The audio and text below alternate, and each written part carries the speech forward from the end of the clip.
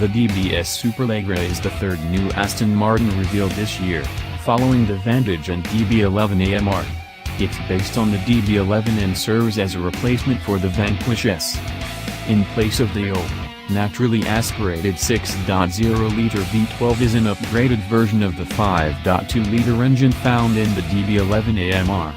In the DBS, the engine makes 715 horsepower and 664 pound-feet of torque, up 85 horses and a gut-punching 148 pound-feet over the DB11. The extra power comes mostly from an increase in boost from the 2 turbos.